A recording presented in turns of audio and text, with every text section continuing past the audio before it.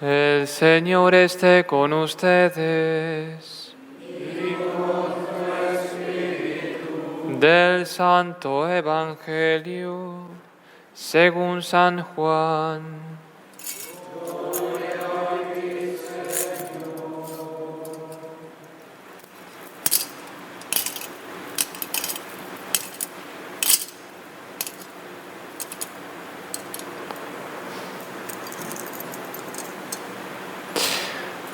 En aquel tiempo, Pilato preguntó a Jesús: ¿Eres tú el rey de los judíos? Jesús le contestó: ¿eso lo preguntas por tu cuenta o porque te lo han dicho otros? Pilato le respondió: ¿acaso yo soy judío? Tu pueblo y los sumos sacerdotes te han entregado a mí. ¿Qué es lo que has hecho? Jesús le contestó: mi reino no es de este mundo. Si mi reino fuera de este mundo, mis servidores habrían luchado para que no cayera yo en manos de los judíos. Pero mi reino no es de aquí. Pilato le dijo: ¿con que tú eres rey? Jesús le contestó: tú lo has dicho, soy rey. Yo nací y vine al mundo para ser testigo de la verdad, y todo el que es de la verdad escucha mi voz. Palabra del Señor. Gloria a ti, Señor Jesús.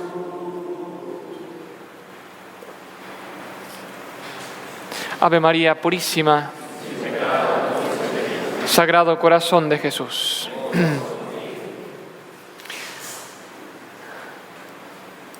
Celebramos hoy el último día del año litúrgico, que es como un símbolo de la historia que tiene su centralidad en Cristo, en el nacimiento de Cristo. Hay un antes y un después. La historia que tiene su culmen en la pasión, muerte y resurrección de Cristo, y la historia que tiene su plenitud, su final, en el día en que se concrete plenamente el plan de Dios, que va a ser cuando, al fin de los tiempos, dice San Pablo, Cristo sea cabeza de todas las cosas y venza definitivamente como Rey a todos sus enemigos. Y es por eso que hoy, que celebramos el último día del año litúrgico, es el día en el cual justamente celebramos esto, que Cristo es Rey. Y como Rey, es Rey por derecho, por su origen, porque es Dios, por ser Dios, parte de la Trinidad creadora, Dios uno y trino, creador, el Verbo encarnado, la sabiduría encarnada, le pertenece la creación, es Rey por origen, pero Cristo además es Rey por derecho de conquista, porque en su cruz nos conquistó liberándonos del pecado, es Rey por derecho de conquista. En el siglo XX que se dio una herejía, una ideología. La ideología es un pensamiento, una corriente de pensamiento que es contrario a la realidad. Eso es la ideología. El marxismo, por ejemplo, es una ideología.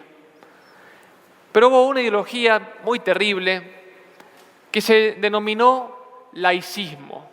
¿Qué es el laicismo? Es querer quitar a Dios de la sociedad. Parte de una concepción del hombre como un hombre, una concepción puramente horizontal, terrenal. Es pensar que el hombre solamente vive para esta vida, por lo tanto, la trascendencia queda fuera. Es decir, cuando hablamos de educación laica, por ejemplo, eso significa que a los jóvenes, a los niños, se les va a enseñar todo lo referente a esta vida, puramente. Y ni siquiera para esta vida. Porque quien no sabe vivir para el cielo no sabe tampoco vivir para esta vida. Pero es una formación retaseada, es decir, me olvido que una parte del hombre es la parte espiritual, es la parte trascendente. Que si el hombre se cultiva en las letras humanas, pero no llega al culto, a amar a Dios, es un hombre como cortado a la mitad. Bueno, el laicismo busca eso, es un hombre cortado a la mitad, donde todo lo que sea Dios, trascendencia, espíritu, fe, religión, tiene que quedar fuera. ¿Quién es el postulador? ¿Quién es el inventor de esta ideología? Obviamente que es el demonio. Y nos remitimos a ese primer pecado del demonio, que es esa frase: no queremos que este reine sobre nosotros. Es el demonio no quiere que Cristo reine, y fíjense cómo. Miren, el fin de la historia culmina con Cristo Rey. El fin del año litúrgico también, por eso, termina con Cristo Rey.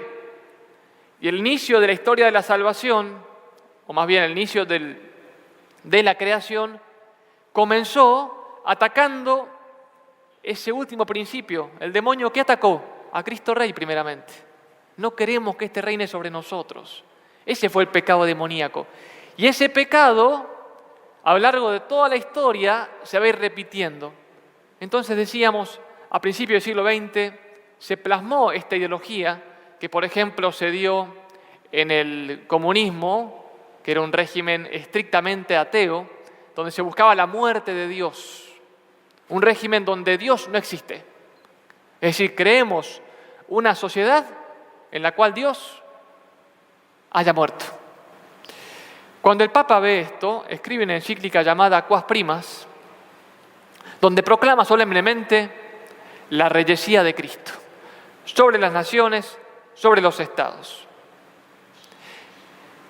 Y fue, por designo de Dios, hubo dos países en los cuales hizo práctica esta encíclica, que fue España, que sufrió la persecución de la Guerra Civil Española entre el año 1930 y 1936, y México, que también sufrió lo mismo en el año 1926. Qué importante que es para un mexicano hablar de Cristo Rey, porque aquí se dio la respuesta práctica a esta ideología del laicismo. Aquí en México también se quiso atacar a Cristo Rey, se quiso imponer un modo de vida laicista, pero aquí hubo una reacción católica fenomenal. Hoy, vieron que se habla mucho en muchos países de los famosos genocidios. Bueno, en México, sin lugar a duda, hubo un memoricidio. ¿Qué es eso? Es el matar la memoria de los mexicanos. Por 50 años se prohibió que se hable de la gesta cristera. ¿Por qué? Porque no querían que el mexicano actual conozca sus raíces. Recuerdo un gran sacerdote siempre decía: un pueblo que desconoce sus raíces es un pueblo que está llamado a perecer porque no tiene fundamento. Por eso es que es importante conocer, y necesario, y más en este día, conocer las grandezas del pueblo mexicano. En ese sentido les tenemos envidia a los argentinos, una santa envidia de la heroicidad de los mexicanos. Yo recuerdo desde bien niño que nos iban enseñando las gestas cristeras. y conocer la vida de San José Sánchez del Río, del beato Anacleto González Flores, del Padre Pro y de cuántos mártires cristeros. Bueno, para que conozcamos un poquito, más bien, o recordemos un poco su propia historia, que es ejemplo para el mundo y para la cristiandad, recordemos lo que decía Anacleto González Flores. Él era como le decían el maestro, le decían. Era un joven católico que fue como el que encabezó la defensa intelectual contra estos principios que querían atacar la fe aquí en México. Y él decía que el combate de la gesta cristera es un combate entre dos cosmovisiones, entre dos vocaciones. Dice, la vocación de México, que es tradicionalmente, históricamente, espiritualmente, religiosamente y políticamente, es la vocación de la España católica. Eso es México. Y se presentó un enemigo que es antihispánico y anticatólico, como hoy actualmente. Piensen hoy lo que está pasando en México. ¿Qué se quiere atacar? Queriendo reflotar toda la cultura azteca o maya. ¿Qué se quiere atacar? Se ataca las raíces católicas y hispánicas de México. Si dejamos que eso lo hagan, por eso tenemos que ponernos en oración mucho más en estos tiempos, si eso se hace, no se puede entender México. ¿Qué pasó en la historia? Bueno, en 1917 hubo una constitución de Querétaro, que eran 130 artículos, en los cuales había varias reformas en pos, algunas buenas, sociales, pero varios funcionarios políticos habían logrado meter más o menos unas 18 leyes anticlericales, anticatólicas. Algunas, por ejemplo, decían, bueno, se postulaba la enseñanza laica, se prohibían los votos monásticos, es decir, se prohibía que existan monasterios, conventos religiosos, ¿no? Se suprimía el culto público, estaba prohibido, es un delito, como en los primeros cristianos. El culto es un delito. La Iglesia no tenía derecho ni a poseer lugares de culto, sino que todos eran de la nación. Únicamente el mexicano podía ejercer el ministerio religioso, o sea que cualquier argentino que quisiera venir, no podíamos. Aún no se aplicó en ese momento, pero en el año 1926, que asume este presidente Plutarco Elías Calles, él va a hacer otra constitución más nefasta aún, porque esta es terrible, pero no se había aplicado. Le hace una constitución que pone 33 artículos. Digo, para que entendamos por qué se levantó el pueblo mexicano, porque si no, no entendemos. Miren lo que postula, leo algunos artículos. Dice, leo algunos. Se quedan prohibidos los votos religiosos y las órdenes monásticas. Los conventos serán disueltos por la autoridad y quienes vuelvan a reunirse en comunidad serán castigados con 1 o 2 años de prisión. Los superiores de la orden con 6 años de cárcel, las mujeres con las 2/3 partes de la pena. La enseñanza en las escuelas oficiales será laica. El infractor se multará con 500 pesos o arresto de 15 días. En caso de reincidencia, la autoridad puede clausurar el establecimiento de enseñanza. Otra ley. Se sanciona con 500 pesos de multa o 15 días de cárcel a quien ejerza en México el ministerio sacerdotal, sin ser mexicano, además de ser expulsado del país.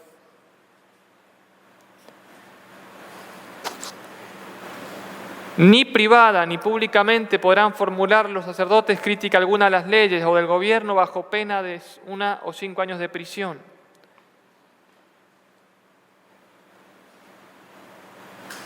Dice, ninguna agrupación podrá llevar un título que la relacione con alguna religión. No podrán celebrarse, todo acto religioso de culto público deberá celebrarse precisamente dentro del templo, los cuales estarán siempre bajo la vigilancia de las autoridades. Si se hacen fuera de ellos, los ministros serán castigados con arresto mayor y multa de segunda clase.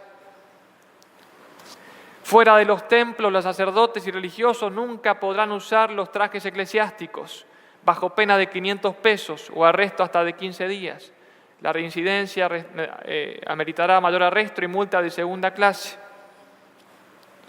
La Iglesia no podrá poseer, adquirir o administrar bienes raíces. Bueno, básicamente esto fue como una declaración de guerra. Estaba prohibido el culto, era un delito.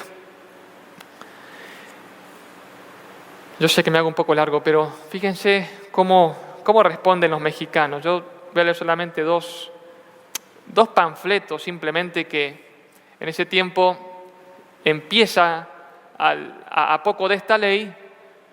¿Qué hace la Iglesia? Bueno, pide ayuda a Roma, pide consejo a Roma, y llegó un punto que el Papa, o sea, los obispos le dicen al Papa, dice: Santo Padre, ya no podemos más.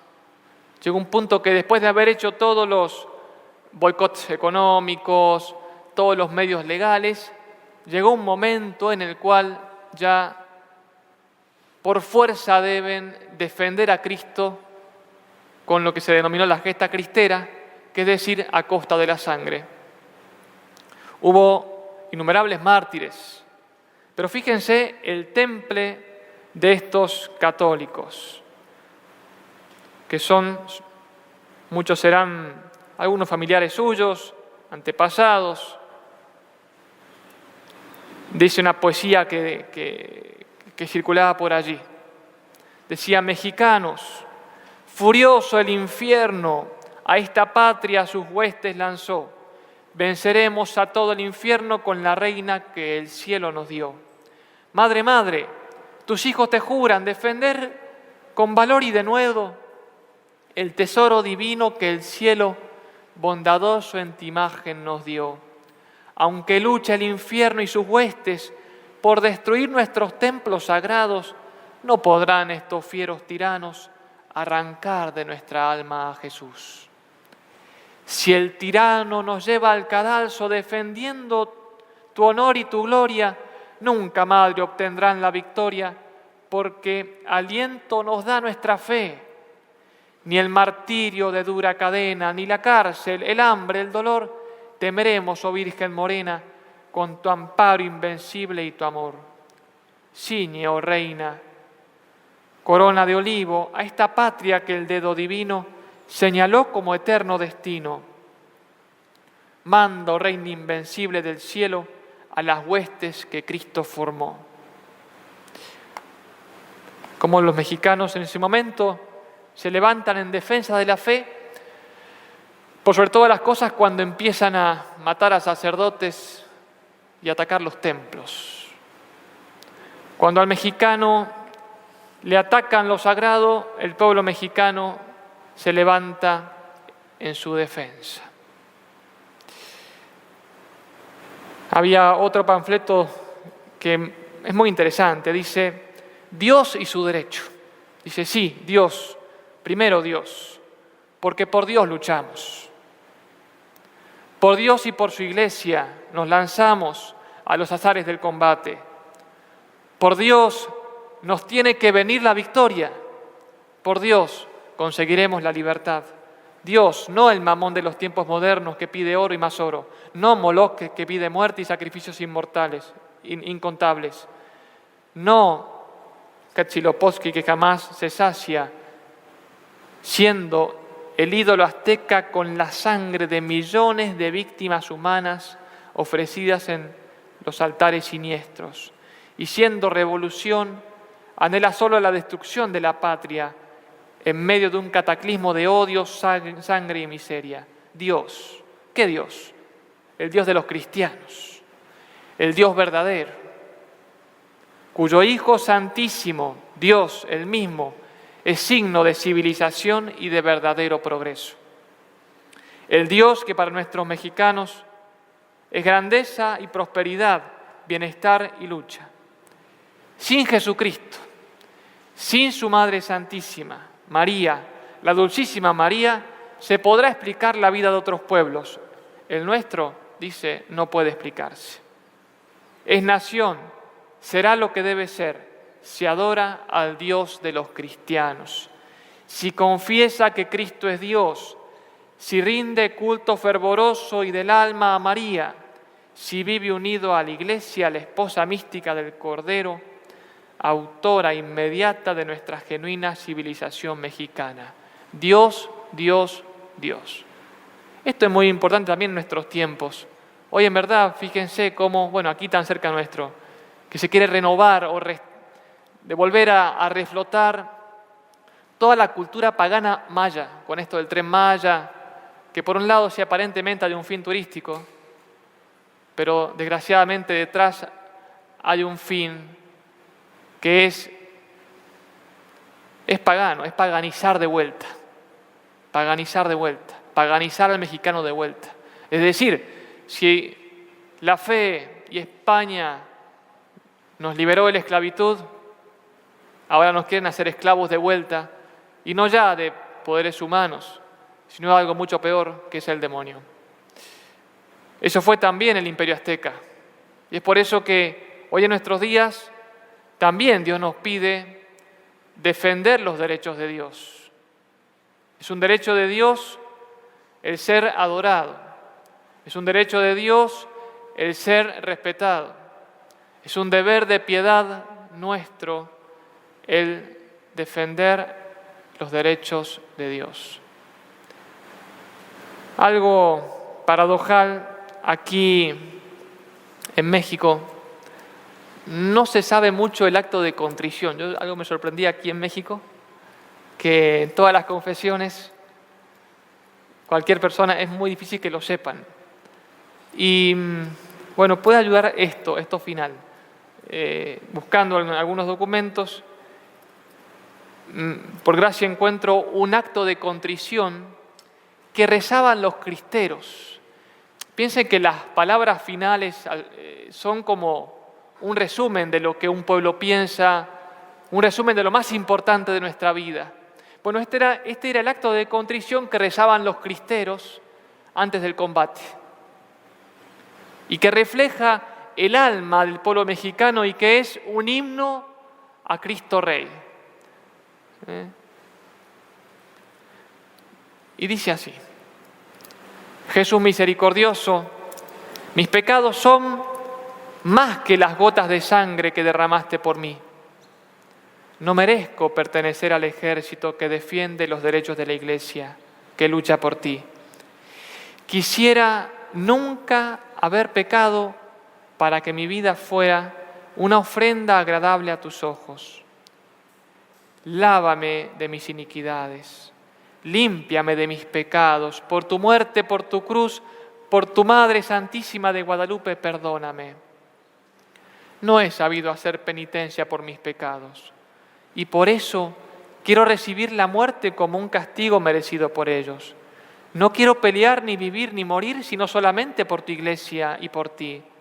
Madre Santísima de Guadalupe, acompaña en tu agonía a este pobre pecador y haz que mi último grito en la tierra y mi primer cántico en el cielo sea: viva Cristo Rey. Estas palabras y estos ejemplos y conocer la vida de aquellos mártires cristeros y mucho más para aquí ustedes mexicanos y nosotros los que nos hacemos parte de su patria por el amor a Cristo y por este testimonio de fe. Que recordando sus raíces vivamos coherentemente el presente. Que recordando el testimonio de sus antepasados, de los mártires, seamos fieles hoy, porque a un mexicano, el día que llegue al cielo, el día que llegue al juicio, también estará a su favor la sangre de sus mártires, y si no fue fiel, también la sangre de sus mártires les reclamará la fidelidad. Por eso pidamos en este día de gloria para el cielo, en su sección mexicana, que es tan de especial solemnidad, porque es Cristo Rey, y para un mexicano eso es más especial que para otras naciones, porque han dado su sangre por esta solemnidad, que se cumpla en nosotros aquello que decía aquel gran poeta argentino: hoy que el hombre, Señor, tu cruz olvida, yo, Señor, de rodillas te confieso. Hoy que sangras, Señor, por nueva herida, yo, el peor de los hombres, lloro y rezo. Señor, es necesario tu regreso, si bien nunca emprendiste la partida. Ave María Purísima.